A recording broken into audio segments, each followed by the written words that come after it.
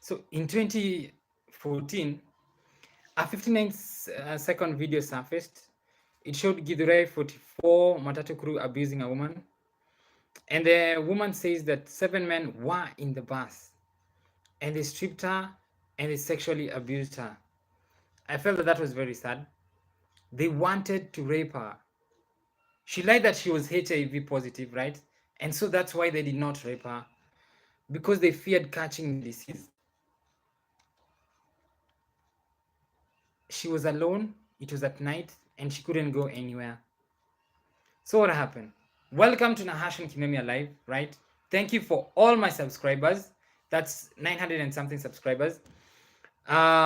Please subscribe if you haven't subscribed. I would really appreciate it. So anyway, let's go on with the story, right? So 3 people were caught. And these guys, you can see them at the back, right? One was a bus driver. His name was Nicholas Mwangi. Another one was a conductor, Meshak Mwangi. And a petrol station attendant, Edward Ndugu. And the judge sentenced them to death. Seems like a fair sentence for somebody who wanted to rape somebody. And it only took her assertion that she is, that she's HIV positive for them to stop. So today I'm going to talk about sexual harassment of women in Matatus in Kenya. Let's discuss this topic and see what really happens. So I'll start with the definition of terms, right? So there's sexual misconduct. What is it? Okay, it's a term, it's like an umbrella term for any kind of misconduct of a sexual nature. It's actually not illegal. It's normally non-sexual and therefore unusual for sexual behavior. Non-sexual relationships, right? Some aspect of power or authority is at play. And that aspect, it's what makes sexual behavior inappropriate. Let me give you an example so that we can understand it a bit, right? For example, if somebody makes advances towards a passenger, right? Let's say a tout. He tells you, sasa sweetie, sema msupa, umeiva, starts hissing or whistling or exclaiming. That's that's what we call sexual misconduct, right? And it's a bad thing, but it's not illegal. So let's move to the other one. Like, they tell you so many stuff. You already know that you're beautiful. So why are they telling you that again? So let's go to sexual harassment, right? Sexual harassment is a case whereby sexual conduct in exchange for preferential treatment or for protection from dismissal. You're afraid of losing your job, so you submit to the sexual advances of another person, or they try to make you submit to that.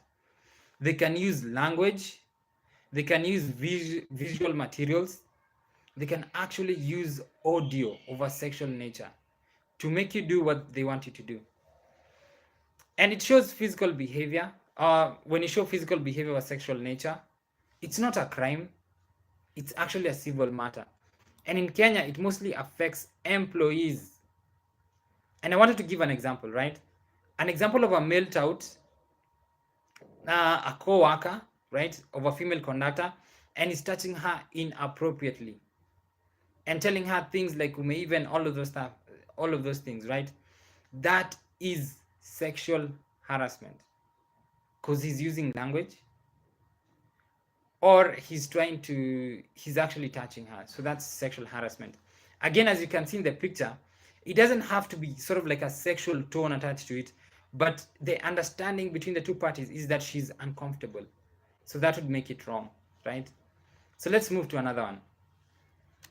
And in this case, we go to the section 23 of the Sexual Offences Act 2006. And what does it say in this act, right? Any person who, being in a position of authority or holding a public office, who persistently makes sexual advances or requests, which he or she knows or has reasonable grounds to know are unwelcome, then that person is guilty of an offense of sexual harassment according to section 23 of the Offences Act. Remember, the other one was dependent on employees, but this one it's mostly referring to a person holding public office. And that's according to Martin Maitha, an advocate of the High Court, right? Section 23 of this act, subsection 2C now, right? That's where you have to prove that it's a public official or you're missing a public good. So that's where all the problems comes from. And I wanted to give an example of this one. Imagine somebody from NTSA, right? He's asking one of his staff members to meet him at a hotel for a rendezvous if she wants to keep her job. So that's the problem that might happen with this one, right? So, and as you can see, it's pretty aggressive when it comes to that. An indecent act, again defined one of our laws, right? It's an unlawful intentional act. You're being indecent and it's unlawful. This one is unlawful, right?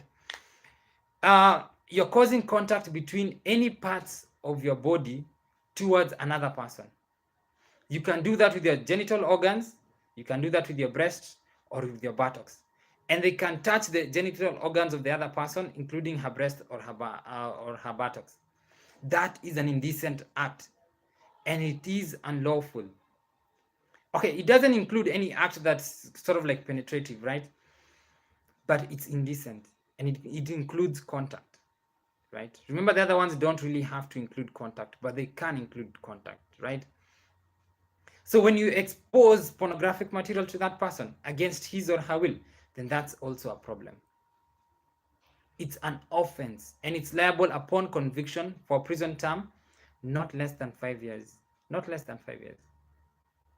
For example, if a tout brushes himself against your buttocks, against your breasts, against your will, then that person is liable for all of those for an indecent act against you, right? And there's something that you need to prove in this case, right? Like the offense is liable, you need to prove compulsion or let's say that he forced himself on you, which is a bit of a problem when you don't have enough time to prove that. Or you just say, you know what, we are so many in this matatu. So there's an element of proof that's a bit difficult. Again, the other one was a bit difficult because it's employees related. So touts and passengers, that's a business to customer relationship. So they can't apply to that act. And then the other act applied to public officials. So it's kind of like there's a limbo somewhere. There's a law specifically that's missing for a passenger to passenger act and for a matatu, a tout, a business to passenger act, to customer act. So anyway, let's move to the other one, which is now I think the most dangerous one, right? All of them are dangerous, but this one is pretty bad. And this one is sexual violence, right? Like beating her up if she refuses to comply. It includes rape and it also includes gang rape, like the story I started with, where there were 7 men trying to rape one woman in a Githurai bound pass, right?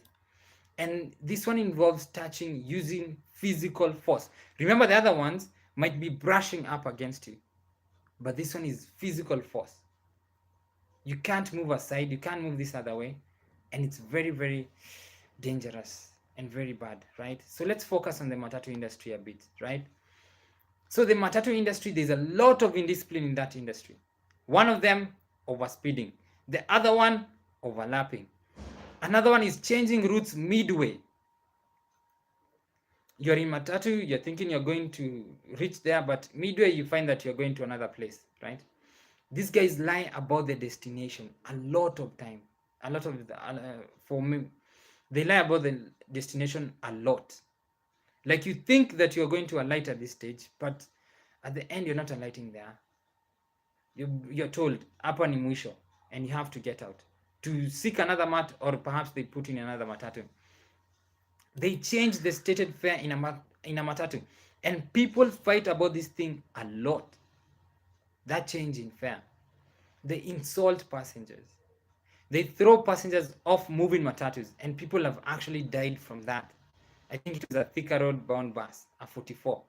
Seems there's a problem with these 44s. They beat passengers. I remember there was one, I think another 44 matatu, but this one they beat a former student leader, until he died. And then there was a lot of hula baloo, and that's how they got caught, right? And then there's squeezing passengers between matatus, which is another problem, right? Because when you're in town and then you're trying to move, especially I think it's Moi Avenue close to the Accra Road and all those kinds of the way to Accra Road, it's very dangerous when you're trying to move behind archives, because you might be squeezed and you might die. And I think there's a person that died from that. Then there's running off with a passenger's change. You alight, you're expecting some change, he's going, and then he's off. There's colluding with thieves to steal from passengers. And some of the times they're actually colluding with police officers. And then there's manhandling passengers to get into a matatu. People actually cry because you're being manhandled. You don't know where to go. At certain times, you don't know where your luggage is. There's a lot of indiscipline in this industry. And then there's this other one. Playing dirty music videos. And in some cases, playing dirty videos. There's somebody called Philip Makura, and this is what he says. He says on Twitter, "You are in a matatu and they're showing sex films and nobody is controlling that. Where are all the authorities? Why is there so much chaos in the matatu industry? And if we can't deal with such small things, can you deal with the big things? When it comes to serious cases such as rape, such as sexual harassment, where there is a problem when it comes to determining like what it is, proving it, and all of those other things, right?" And then there's somebody by the name of Mtaa Hustler, right? He says that in the morning shows, most of the matatus, they put on Classic FM. And I've complained about Classic FM for some time. And they say that these guys talk too much about sex. And in this case, he was talking about sexual positions. And it's so uncomfortable for the other people. So there's a problem in this industry, and it's a big problem, right? Another one, targeting underage girls, right? A recent report by the United Nations Fund, that was in 2018, it revealed, right, that 60% of girls in Kibera, they have sex with boda operators and matatu operators in exchange for sanitary pads. And you can see how bad this thing is. As in, it's just an entire list of bad things, an entire list of indiscipline. Where is the government? Because this transport sector is not a small sector. Are they sleeping? What are they doing? And this is the problem. So anyway, there are other things. 41 secondary school students in August 2015, they were arrested because police found them in possession of bang, and they were having sex in a bus. And guess what? Are those buses operated by fellow secondary school students? No, they're operated by guys who understand their older people, mature, the ones who have IDs and all of those things, the ones that the police are supposed to check on. And if they already have vile films, if they already, like in this one, it was 41 secondary school students in a 33-seater bus. So already there's overloading, of course. And they're forcing passengers to overload the matatu. And if you don't overload, there was somebody who was beaten for... There's a lady who complained that there was overloading. A student tried to defend that lady, and that student was beaten. That's the state of our matatu industry. And no wonder another problem is sexually harassing women by the passengers, by the touts, as the story we had begun with. And here's another example, right? They say somebody called Njeri Nganga, they say they were asking, what kind of harassment have you endured? And she said that somebody put his hand on her thigh as she was on the bus. There's another person called Wamboi, and she says a dude was forcing his hands on her boobs. He was folding them, right? But then he was folding them in such a manner that they were on her boobs. And she had to move to a different seat. And then another example that she gives, there's another time a person pretended to be dozing with his hand on her thigh. And then he's acting like he's all oblivious to what is happening. His hand is on her thigh. And she had to call him out on it. And these are the things that women go through in this chaotic matatu industry. And there are so many things. And that's why Martin Luther said, an injustice somewhere is a threat to justice everywhere. Because all of those things that have been mentioned, the overloading, the overspeeding, the overlapping, the changing of routes, the changing of fares, insulting passengers, beating up passengers, a threat to justice is a threat. An injustice somewhere is a threat to justice everywhere. And it comes to women. So where do we go? What is the road? Action taken against undisciplined matatu operators is lacking. Because in 2017, they actually roughed up the Matatu Operators Association chair. They actually roughed him up. The chair there was a strike during that time, and the chair had called off that planned strike. And guess what they said after they roughed him up? They said that, we only roughed you up because we had mistaken you for a passenger. So is it okay to do that to passengers? And it's to show you the level of impunity in this industry.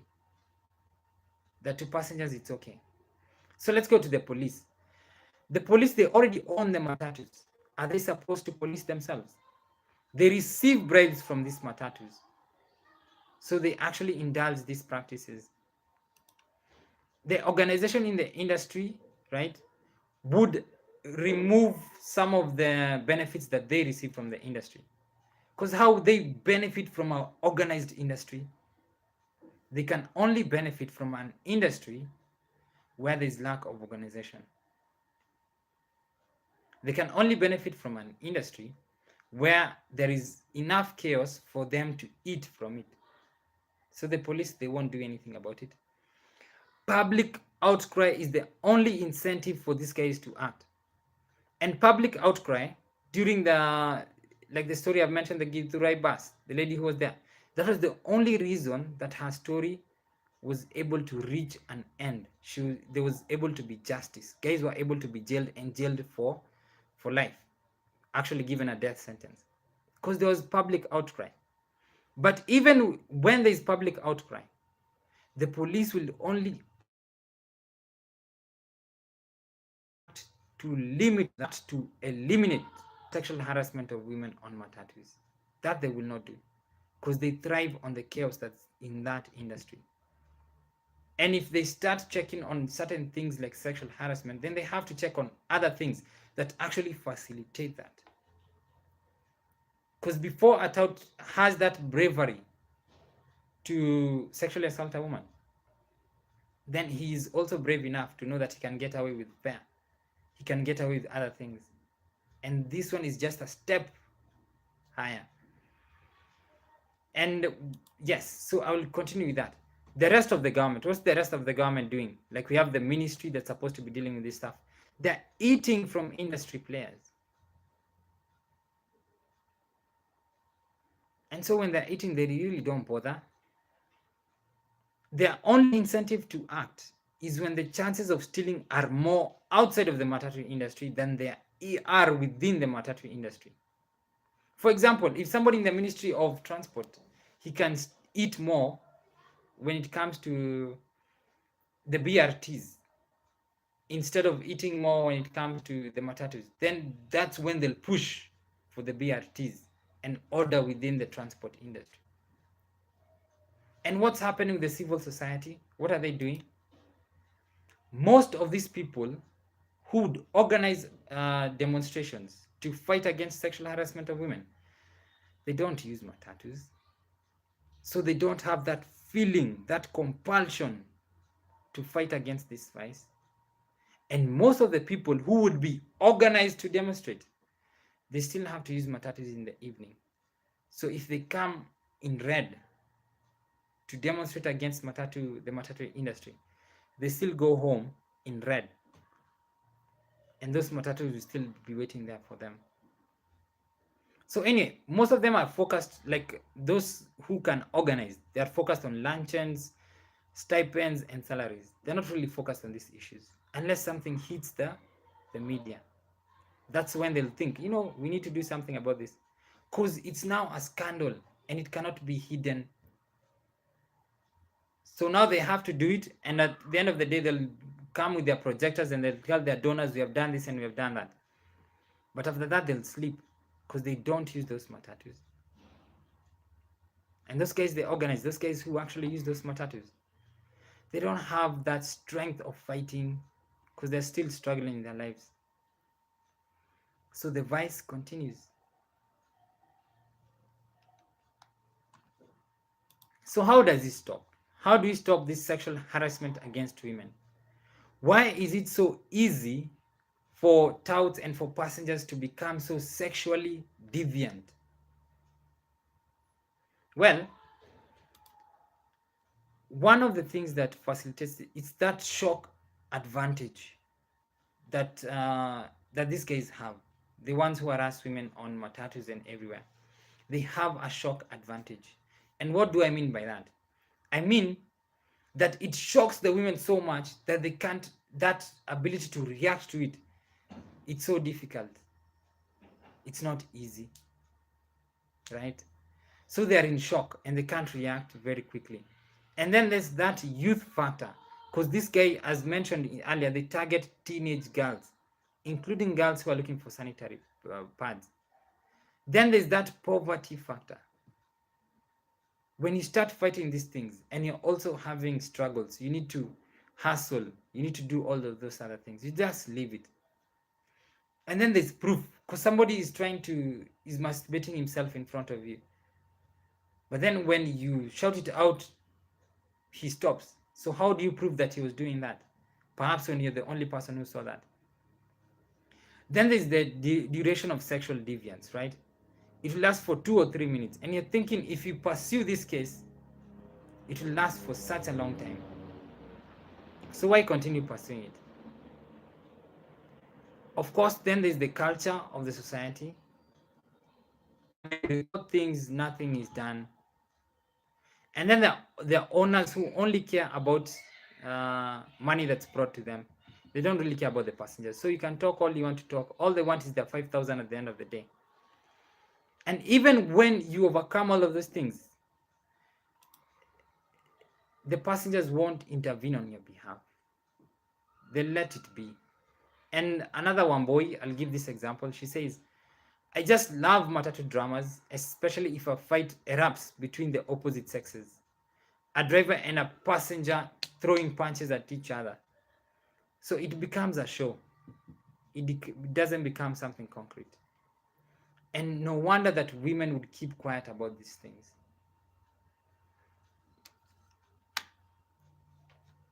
So what happens? So it persists because of all of those reasons. And it also persists because no one is reporting. And the authorities can't act if no one is reporting. Or there is not enough evidence to show that no one is reporting. No one is checking, like the women-based agencies, right? Busy with their luncheons and all of the other things, they wait for something to become excessive, and that's when they swoop in. And after they've given their reports to their donors and gotten the donations, they stop speaking. And also no one is acting on the little reports that get through, on the little checks that get through. No one is acting on them. The government agencies are asleep, right? And it's a difficult thing. So there is laxity in these areas. And police, we live in a society where the culture is they have more important things to deal with than sexual harassment by women. Did you die? No. Did they rape you? No. They only sexually harassed me. They don't have that incentive to do anything about it. And it's a difficult thing. And they also people don't have economic incentive to deal with such things. Because it takes a lot of time, it takes a lot of effort to handle so many cases. And people would just rather have their money, like the owners. The police would rather just take their bribes instead of dealing with such things. So that's what happens. A lot of laxity in this industry. And then there's also the case where we kind of like encourage these attitudes in our society. Like there's a driver and a male driver and a woman. They were found stuck after having what they call a sex marathon, and that was on May 17th, 2016. So people actually see that things happen in the matatus, and when they see that, they feel that, perhaps they can get lucky and they can push this lady. Perhaps there's something, they can twist something in her. So you'd find that they actually push because they hear stories of other cases where somebody pushed and was quote unquote successful. But they don't know that not all cases are the same. Not all women are the same. Some women, they really don't want anybody, they just want to get home. They're not looking for any kind of thing in a matatu. And remember, a lot of people get numbers from matatus. People exchange a lot of numbers from matatus. So when these guys push, they have kind of like some ideas in their head that they can actually be successful. At other times, they just want to harass a lady. So anyway, somebody was saying that Magufuli has banned kissing in public. We need such a law in Kenya. And he says, hizi matatu za Thika Road with people having sex at night zimezidi. So in this case, this guy seems to have some knowledge of guys having sex at night in Thika Road matatus. And there's a lot of Thika Road problems, like I kept mentioning. And you get in a matatu on Saturday morning, somebody says, and the ladies, in this case he was mentioning ladies, they be smelling like they have just come from having sex. And there's another complaint from another person who was talking about men who come in a matatu on early mornings, especially Saturdays, I think weekends, and they smell as though they had just gotten from having sex. So there's a lot of intrigues when it comes to the matatu industry, and people use these intrigues, right? And they have these thoughts in their mind that they had a certain story and somebody became successful, so now they're searching for their own kind of success. So we need to talk about these things, and we need to talk about them a lot. We also live in a patriarchal society, right? And like in the matatu industry, somebody did some research. His name was Steven Siro, and he found that 80% of the respondents in his study were men. Only 13% were women. These are guys in the matatu operators. So you can really imagine that a woman there, she's been sexually passenger, and who will she report to? A male tout or a male driver? How comfortable would she feel reporting to men when a man harasses her? So it's a deeply patriarchal society, and we need to think about it. How do we encourage like reporting, encourage checking, because it's not being done, right? So we need to look at those things. And how do we solve this thing? We solve these things in two ways. It's men and women need to do it together. Like there's somebody who was saying, when he was reading these stories, like these stories are really traumatizing. Imagine wife akuje akushow ameshikwa na a stranger kwa gari. As in, this was a man and he was feeling that, what would I do? So men actually want to fight against this vice. And if we unite together, we can actually fight against this. But there's a problem. Some women demonize men. And demonizing men, like saying all men are trash, right? It reduces the quality of dialogue that we need to have to fight this vice. And without substantive dialogue, we cannot develop proper response mechanisms. And this vice will continue unimpeded. And that's a big problem. So that's what I had for today, right? Thank you for watching. Thank you for all my 900 and I think 50 subscribers. Be the 951 subscribers. Share them with your friends. Yes. Do not hide a light where there is darkness. I will not be available. Tomorrow is Valentine's. I will not be available until Monday the next week. So take care. And yes, pray for me that I may not flee for fear of the wolves. So that's what I learned. So thank you guys for watching. Bye bye and take care. I've taken less time.